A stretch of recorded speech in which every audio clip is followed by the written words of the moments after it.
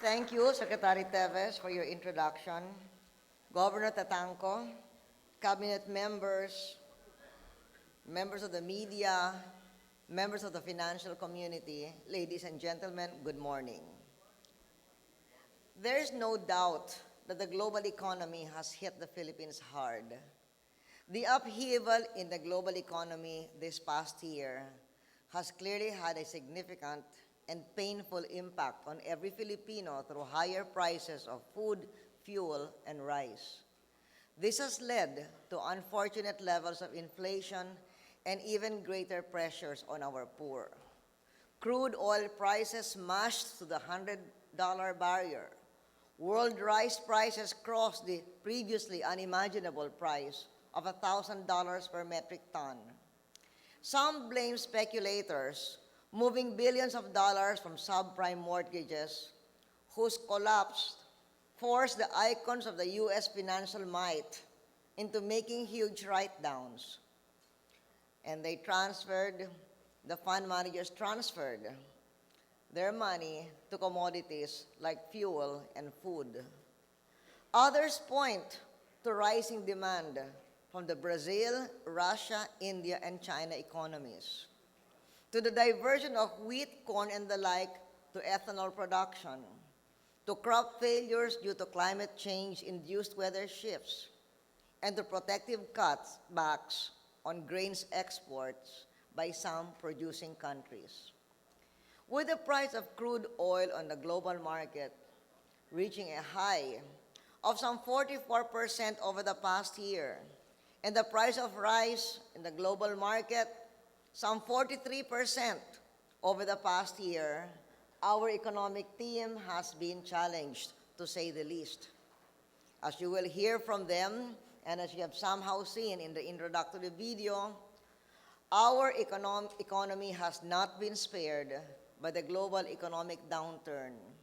Our economic growth has been impacted.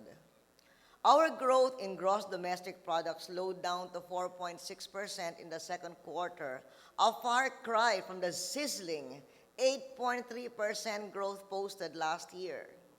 But growth eased in our neighbors as well. Singapore grew by only 2.1% compared to 9% the year before.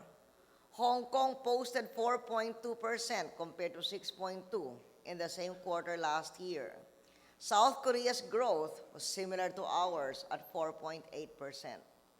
Our team is doing their best on all fronts to manage inflationary pressures, provide a safety net to those members of our society who are hit hardest by these global developments, and deliver the growth that will continue to generate jobs and the tax revenues that we need to fuel our investment in the future.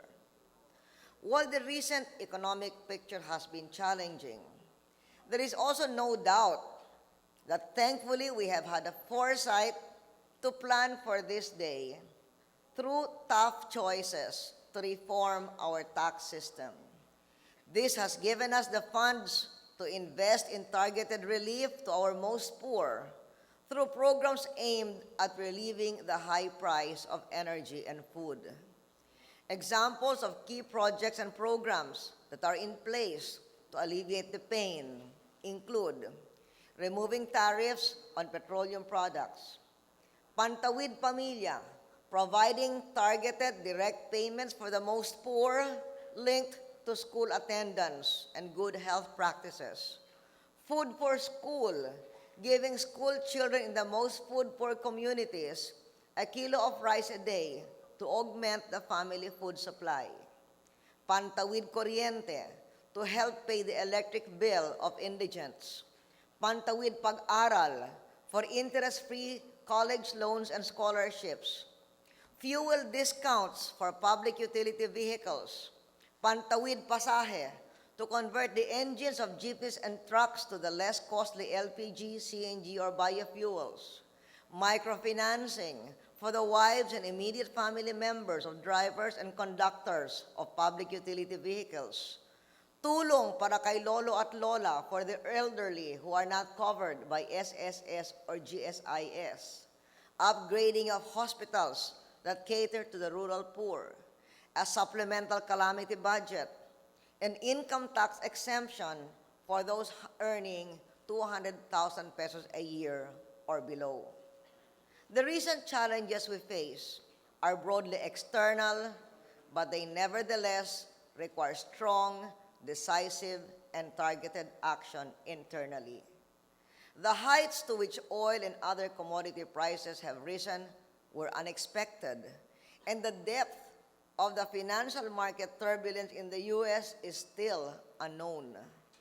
Against this backdrop, the best buffer we have to external vulnerability is our own domestic internal strength.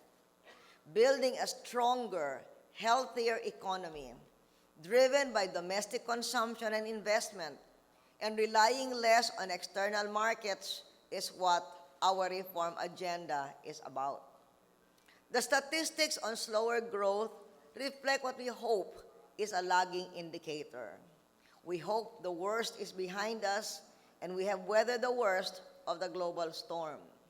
We may have already seen the worst of the oil price spikes. You have felt it at the pump. Fuel prices are starting to come down.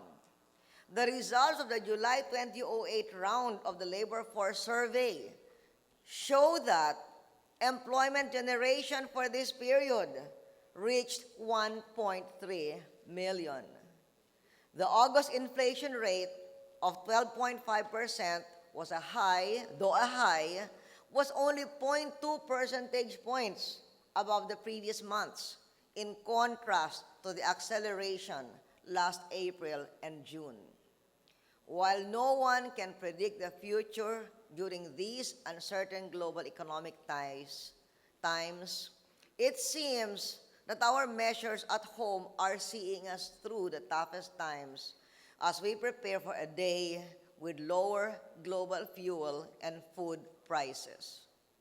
But even as some external challenges are letting up, we will continue to focus on reining in inflation, bringing down prices of the most essential commodities, increasing targeted investments to our poor, and getting our economic engine moving in a higher gear.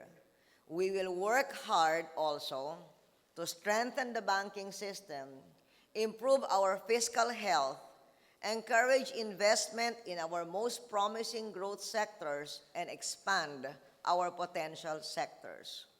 We have a targeted strategy for food self-sufficiency, for less energy dependence, for greater self-reliance in our attitude as a people and our posture as a nation.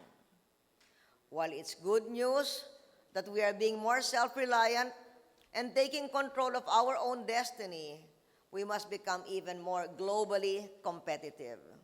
To that end, we met with the National Council on Competitiveness early this week to make sure we remain on track to improve our business and investment climate and to continue to improve our global competitiveness. The cut in corporate income tax rates next year will give companies more headroom to reduce their prices to the public and be more competitive. We will continue on the path of economic reform. Our reforms have helped us in this time of global economic upheaval. Without them, we would not be as confident as we are that our economy will withstand these external shocks. We will continue to be vigilant against further challenges to our economy. We must maintain the fiscally prudent policies that have given us the strength to weather this global storm. The global economy may have knocked us down, but we have gotten up off the mat and dusted ourselves off. Filipinos are fighters, naturally optimistic, and we don't quit. Our story as a people has a practical, down-to-earth theme: beat the odds. We are doing everything in our power to focus on the fundamentals, keep the economy steady, and provide relief for those most in need. But we will only be successful if every segment of society pulls together and commits to building an ever stronger Philippines. Thank you.